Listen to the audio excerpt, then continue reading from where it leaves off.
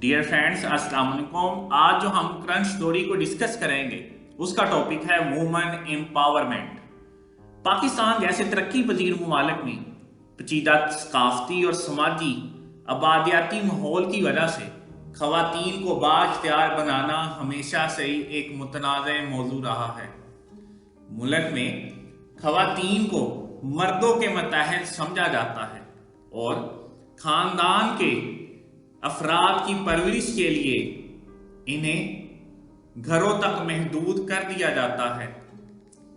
خواتین کو اپنے بنیادی حقوق کا مزہ لینے کے لیے آزادی کے بغیر چار دیواری کے گرد قید دیکھنا واقعی ایک ستم ظریفی ہے۔ اس حقیقت سے انکار نہیں کیا جا سکتا کہ خواتین ہی قوموں کی ترقی اور معاشروں میں تبدیلی کا ذریعہ ہوتی ہے۔ وہ ملک کے سماجی، سیاسی، معاشی حالات کو بہتر بنانے میں اہم کردار ادا کرتی ہے۔ سماجی تبدیلی اس وقت ہوتی ہے جب معاشرے کے سماجی ڈھانچے کو از سر نو جوان اور اصلاح کیا جائے، قدیم اور روایتی ذہنیت کو جدید ذہنیت میں بدلا جائے۔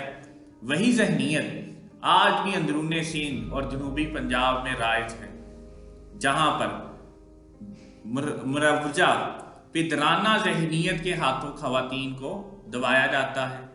ان علاقوں میں خواتین اپنے بنیادی حقوق جیسے کہ سیاسی، سماجی اور معاشی حقوق سے بے خبر ہے۔ سیاسی نظام کی تعلیم نہ ہونے کی وجہ سے وہ ووٹ کی قدر بھی نہیں جانتی۔ خواتین کو ان کے حقوق سے آگاہ کرنے کے لیے ان میں تعلیم کی انتہائی ضرورت ہے۔ یہ تحریکیں سماجی ڈھانچے کے اندر میکانزم میں تبدیلی کا باعث بنتی ہے۔ خواتین کو بااختیار بنانا، جن کی آئین پاکستان کی طرف سے اجازت دی گئی ہے، جیسا کہ سیاسی میدان میں حصہ لینا، تعلیم کی رسائی وغیرہ۔ خواتین کو بااختیار بنانے سے پاکستان کی جی ڈی پی میں اضافہ ہوگا۔ آئی ایم ایف کی جانب سے بتایا گیا ہے کہ خواتین کے تعاون سے پاکستان کی جی ڈی پی میں 1/3 اضافہ ہوگا، جو کہ واقعی یادگار ہے۔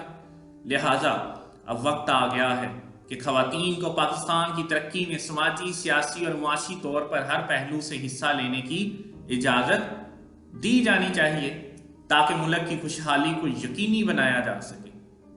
پاکستان کے بہتر مستقبل کے لیے اس ذہنیت کو بدلنے کی ضرورت ہے کہ عورت کو صرف گھر کی چار دیواری کے اندر قید کر لیا جائے اور اسے اپنے سیاسی، سماجی اور معاشی حقوق سے محروم رکھا جائے۔